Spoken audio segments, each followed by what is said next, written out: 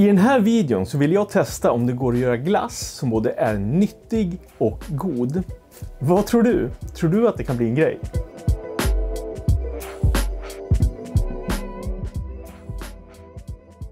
Jag älskar verkligen glass och jag har en tendens att äta lite för mycket för att det är så otroligt gott. Och jag ska inte shamea glass, för glass det ska man äta när man känner för det. Men har man just mitt problem med att man äter lite för mycket när det väl bjuds eller när det finns, så kan det ha en tendens att både påverka tänderna och klädkontot. Och därför så ska jag testa om man kan hitta en variant som kan kombinera det här med det goda och lite hälsosamma. Det finns ju en hel uppsjö med såna här proteinglassar, hälsosamma sockerfria glassar och sånt. Och ja, vissa är riktigt goda. Men problematiken som nästan alla har är att de kostar en halv förmögenhet. Så jag menar, att få sig lite god glass, det tummar ju halva plånboken och det är ju ett problem. Och det är det vi ska försöka komma undan i en av aspekterna när vi provar att göra den här glassen som jag tänkte prova att göra idag. Vilka blir då de största svårigheterna? Jo, när jag gör en vanlig glass, då har jag ju till mitt förfogande, dels har jag socker och sen har jag ju fett i form av grädde och annat. Vill vi då komma ner på lite mer nyttiga nivåer så blir vi lite begränsade just med sockret och fettet. Och här kommer vi då jobba med yoghurt. Och det finns god frozen yoghurt och det blir liksom utgångspunkten. Så att basen i den här proteinglassen som vi kommer göra idag är turkisk yoghurt på 10%. Så det finns lite grann av det här fettet men inte speciellt mycket. Nästa, då kommer vi köra en kvarg och det är mer för att höja proteinhalten. Jag vill att det här ska bli en nyttig proteinrik glass som man kan liksom trycka i sig när man har tränat. Och den sista komponenten, det är faktiskt proteinpulver. Och det finns ju en uppsjö av olika smaker av proteinpulver. Så vad vi kommer göra, det är att ta ett av de här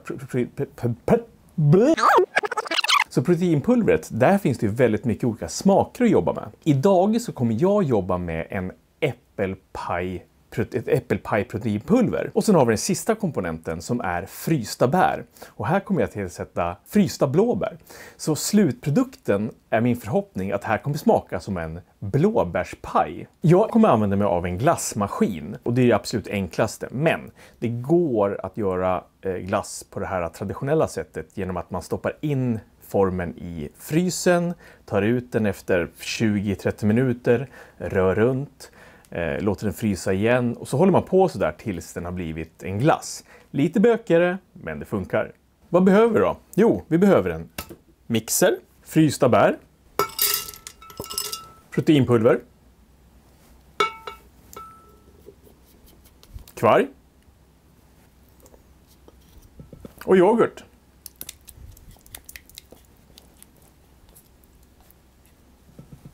Och så mixar vi ihop det.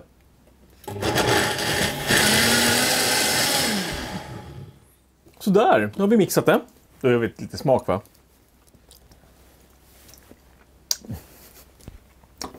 Man skulle kunna käka det här som det är, men nu drar vi ner det här i glassmaskin. Och som sagt, har du inte en glassmaskin så in med den i frysen.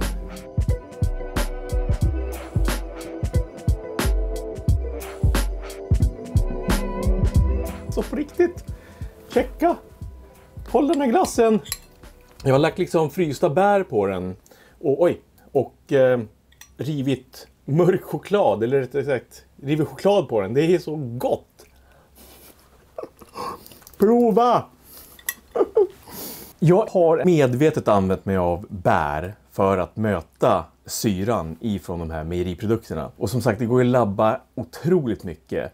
Man kan ha jordgubbar, man kan ha hallon, mango. Det finns ju otroligt mycket goda frysta bär. Man kan gärna ha färska bär också för den delen, för den ska ju ändå gå i en glassmaskin. Men otroligt gott, otroligt kul att labba med såna här roliga smaker. Den enda smaken jag egentligen inte tycker har varit speciellt god när jag har labbat med det här, det är faktiskt chokladproteinpulver och kvarg, eller rättare sagt syran från kvargen och yoghurten. De funkar inte riktigt ihop tycker jag, men det finns säkert någon där ute som tycker det här är ett syrlig yoghurt eller syrlig choklad är god, så att varför inte testa? Och tack för att du kollade och ge mig en tumme upp om du gillade det du såg. Och prenumererar du inte redan så gör gärna det, så missar du inte av mina kommande videor som jag kommer lägga upp på kanalen. Och låt oss snacka lite glass här i kommentarerna. Vilken glass är godast? Kom gärna med lite förslag på om jag ska göra fler videor med glass, så ses vi nästa gång. Tja!